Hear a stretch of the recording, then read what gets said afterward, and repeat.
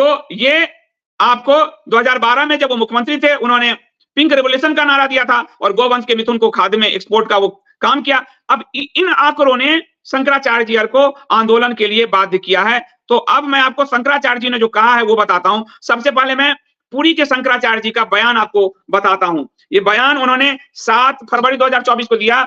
गौ माता राष्ट्रमाता गो अधिवेशन प्रयागराज में हुआ, जिसमें उन्होंने जो कहा कि मैं, क्योंकि अब शंकराचार्य जी ने स्पष्ट किया कि बिना राजनीतिक परिवर्तन के ये सिस्टम नहीं बदले जा सकते और हिंदू विद्रोह विरोध में ये सिस्टम है। तो शंकराचार्य जी इनका जो बयान है वो देखिए। मैं किसी राजनीतिक दल के समर्थन में नहीं हूं। जो राजनेता व राजनीतिक दल यह कहे कि गुप्त व प्रकट रूप से भारत की धरती पर हम गो हत्या को सहन नहीं कर सकते, गो रक्षण हमारा प्रथम संकल्प है, वही राष्ट्रीय राजनीतिक दल को हिंदुओं का समर्थन मिलना चाहिए। कदाचित यदि विजय होकर वो इससे मुकर जाएं तो उन्हें भी सत्ता से हटाना चाहिए। वो ये लिखित में दें शपथ पत्र कि हमें सत्ता से हटा दिया जाए।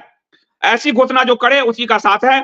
मैं संकेत करता हूं, चाहे मोदी हो या योगी हो, नाम लिया निष्ठानंद सरस्वती जी ने, चाहे मोदी हो या योगी हो, गोवंश की हत्या में किसी की सहभागिता हम बर्दाश्त नहीं करेंगे, सह नहीं होगा, सहन नहीं करेंगे। ये पुरी के शंकराचार्य जी ने पूरा इसकी घोषणा की। उन्होंने कहा कि एक बार योगी जी ने कि हम अवैध बूचर खाने को नहीं रहने देंगे। इसका अर्थ वैध बूचर खाने के समर्थन में है ये लोग, ये उन्होंने साफ कहा। तो आपने वैध का देखा, अवैध का भी मांस का बड़ा कारोबार हो रहा है। तो वैध बूचर खाने के समर्थन में है। जिस देश में वैध बूचर खाने हो उसकी दुर्गति होगी कि नहीं होगी। पृथ्वी के धारक तत्वों में 7 कारक हैं।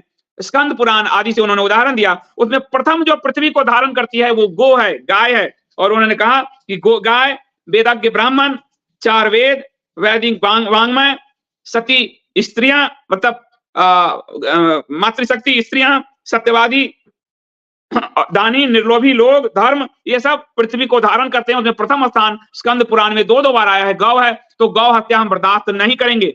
इस बीच ज्योतिष पीठ के शंकराचार्य और द्वारका पीठ के शंकराचार्य जो हैं, दोनों मिले हैं बार बार। दोनों स्वरूपानंद सरस्वती जी के शिष्य हैं। देखिए उन दोनों बार बार मिल रहे हैं और उन्होंने भी इसकी घोषणा की है कि ये गौ रक्षा मूवमेंट में हम जो है आगे बढ़कर इसको रोकेंगे। और उन्होंने 2 घोषणाएं की है, मैं आपको दिखाने को कहूंगा।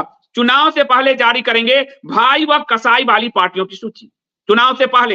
नित्यानंद सरस्वती जी ने योगी मोदी साफ कहा। और अभी मुक्तेश्वरानंद जी ने कहा कि जो चुनाव से ठीक पहले हम एक लिस्ट जारी करेंगे कि ये भाई पार्टी है और ये कसाई पार्टी है। जो पार्टी गौ माता का संरक्षण करेगी वो भाई होगी, जो गौ हत्या पर कुछ नहीं बोलेगी, चुप है, वो कसाई पार्टियां हैं। उन्होंने साफ साफ कहा।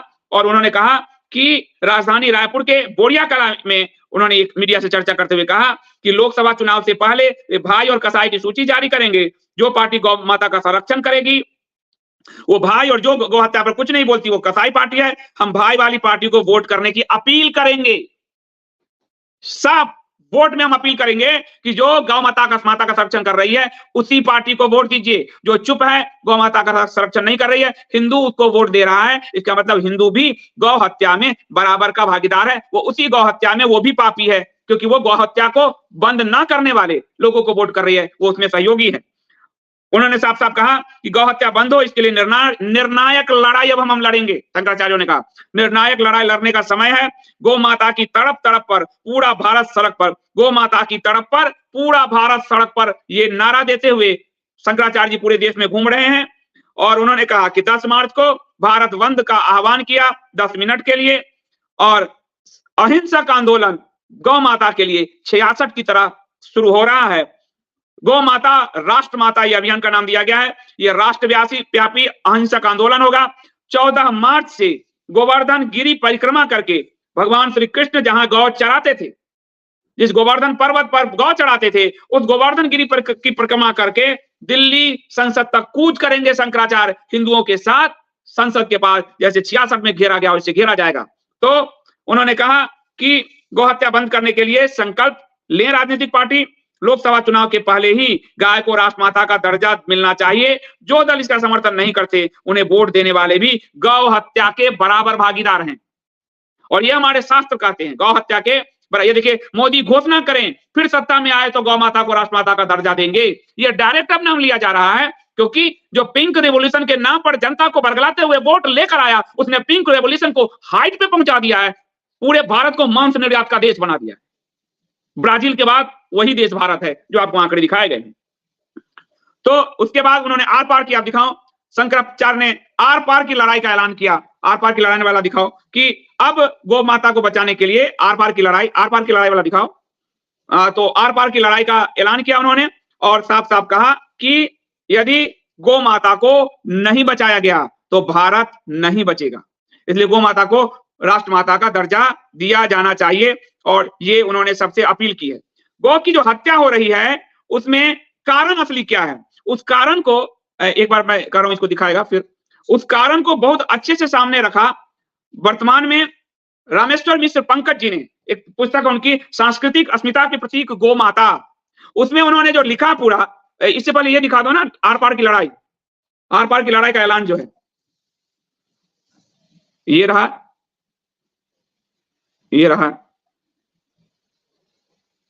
ये बड़ी बात है ना कि सीधे सीधे टकराहट की बात है। तो संसद भवन को घेरा जाएगा और आर पार की ऐलान की गई है। 14 मार्च से पूरे गोवर्धन परिक्रमा होते हुए दिल्ली तक पैदल यात्रा की जाएगी।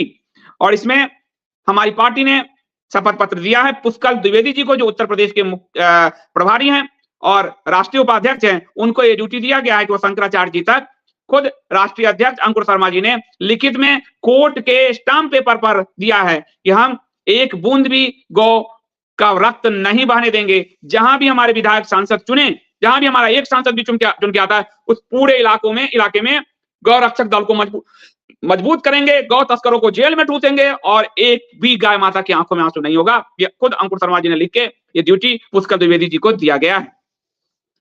अब जो रामेश्वर मिश्र पंकज जी ने कहा वो बात आपको समझने वाली है कि जो हिंदुओं का अपमान करना चाहता है, वो मुगल, वो ब्रिटिशर अथवा भारत में स्वतंत्रता के बाद के काले अंग्रेज शासक, जो हिंदुओं का अपमान करना चाहता है वह गो हत्या को बढ़ाता है।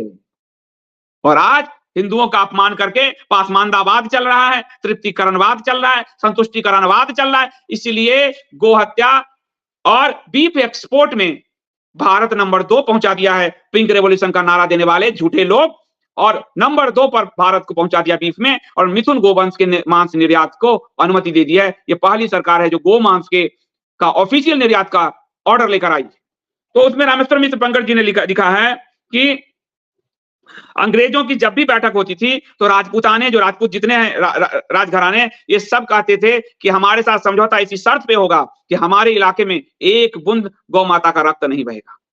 और इस पर उन्होंने जो है ये साफ साफ बताया है। यहाँ उन्होंने बाबर तक का उल्लेख किया है। बाबर ने अपनी पीढ़ी को कहा था कि अगर भारत में शासन करना है तो हिंदुओं का सबसे बड़ा प्रेम गौ के प्रति है, इसलिए गौ को तुम लोग मत मारना। ये रामेश्वर मिश्र पंकज जी ने लिखा है। और अकबर, जहांगीर, हैदर अली, अहमद शाह ने अपने शासन में इसको बंद कराया था। कट्टरपंथी औरंगजेब जो मंदिर तोड़ता था, विग्रह उखाड़ता था, जैसे आज उखाड़ रहा है, मंदिर तोड़ा जा रहा है, उसने पुनः आकर गौ हत्या को जायज किया। वरना अकबर का बेटा जहांगीर, उसके समय में गो हत्या बंदी कानून लाया गया था हिंदुओं के ताकत को देखते हुए। उसके बाद आपको उन्होंने कहा है कि 1976 में विनोबा भावे, 66 के बाद 76 में विनोबा भावे अनिश्चितकालीन उपवास पर बैठे। जिन विनोबा भावे का ये लोग नाम लेते रहते हैं पापी लोग, वो उपवास पर बैठे और उसमें भी यही कहा गया कि गो हत्या बंद हो। उसके बाद औरंगजेब जब मुगल काल में उसने बहुत उग्र नीतियां अपनाई और शिवाजी और गुरु गोविंद सिंह जी ने उसका विरोध किया। तो जो हिंदू विरोधी है उसके शासन में बीफ गौ माता की हत्या बढ़ा है। इससे हिंदू तय कर ले कि वर्तमान सरकार क्या है। अंग्रेजों से हर संधि वार्ता में उन्होंने लिखा है कि राजपूतों से की गई हर संधि में राजपूत राजाओं ने यही कहा कि हमारे इलाके में एक भी गौ नहीं मारी जाएगी। और अंग्रेज शब्दों की चाशनी में छल प्रपंच के जरिए लेकिन ये लिखने को बाध्य होते थे। भले अंग्रेज ने जो आंकड़े हैं वो बताते हैं कि जब अंग्रेज भारत में आए तब साल में आपको 20,000 गौ कत्ल होती थी, लेकिन जब अंग्रेज आए तो साल नहीं, महीने नहीं, प्रतिदिन 20,000 गाय मारी जाने लगी अंग्रेजों ने। और ये उनकी महारानी का लेटर है, धर्मपाल जी ने ये पुस्तक में लिखी है कि अंग्रेजों से पहले मुगल एरा में साल में 20,000, अंग्रेजों ने प्रतिदिन 20,000, और काले अंग्रेजों ने तो रिकॉर्ड ही तोड़ दिए हैं। इसलिए 118 करोड़ गोधन में से अब सिर्फ 18 करोड़ बचे हैं, 100 करोड़ साफ कर दिए गए भारत से। 100 करोड़ साहब, और बाद में श्वेत क्रांति के जरिए अमेरिकन जर्सी गाय लाकर भारत के पूरे देसी नस्ल को ही बर्बाद कर दिया गया, खत्म कर दिया गया। भारत की देसी नस्ल बहुत कम संख्या में मिलते हैं। तो जो लिखा है रामेश्वर मिश्र पंकज जी ने कि यह खान पान की आदतों का मामला कतई न था, वह तो भारतीयों को अपमानित करने, उन्हें दबाए रखने की साम्राज्यवादी कूटनीति का अंग था अंग्रेजों का ही। आक्रामक अंग्रेजों ने गोरक्षा का विरोध अपने साम्राज्यवादी विस्तार के लिए आवश्यक समझा था। वह खान पान की आदतों का मामला कतई न था, वह तो भारतीयों को अपमानित करने, हिंदुओं को यानी अपमानित करने, उन्हें दबाए रखने की साम्राज्यवादी नीति थी। गोरक्षा के भारत में क्या सांस्कृतिक निहितार्थ थे वो जानते थे। आज भी सरकार आपको अपमानित करने के लिए सनातनी हिंदुओं को ये गोरक्षा के अभियान को तिलांजलि दे रही है, गोरक्षक को गुंडे कह रही है, मोनू मानेसर जैसे गोरक्षकों को जेल में ठूस रही है। मंत्री और कह रहे हैं गोमांस हमारा राष्ट्रीय भोजन है। गृह मंत्री कह रहे हैं गोमांस पे प्रतिबंध नहीं लगेगा। मोहन भागवत कह रहे हैं सामाजिक सौहार्द के लिए गोमांस खाना चाहिए, और राम माधव कह रहा है गोमांस बीफ का किसी धर्म से कोई लेना नहीं है। वही जो 12-13 में पिंक रिवॉल्यूशन के विरोध में आए थे वोट मांगने, आज उसका सांस्कृतिक संगठन संघ और उसकी पार्टी भाजपा दोनों कह रही है कि बीफ का धर्म से कोई लेना नहीं है, और जिसके कारण दुनिया में सेकंड नंबर पर बीफ निर्यातक भारत बन गया, जिसमें एक गोवंश मिथुन के मांस के निर्यात का तो इसी सरकार ने कानून बनाकर ऑर्डर पास किया है। तो इसी के विरोध में चारों शंकराचार्य जी एक आए हैं। गो संसद हुआ, उस गो संसद में उन्होंने अपने रखे बयान, और अब वो सिर्फ बयान नहीं दे रहे, वो राष्ट्रव्यापी आंदोलन पे निकल चुके हैं, और उन्होंने साफ साफ कहा है कि संसद को घेरेंगे।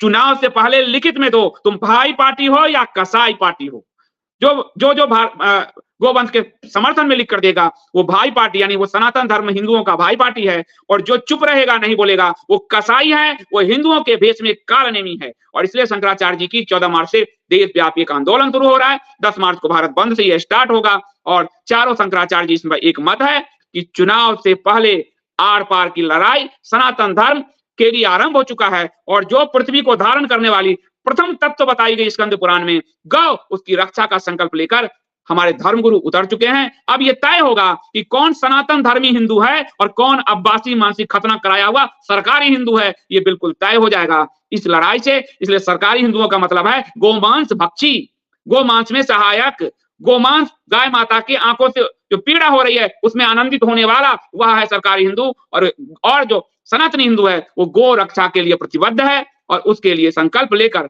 वो इस मैदान में कूदेगा।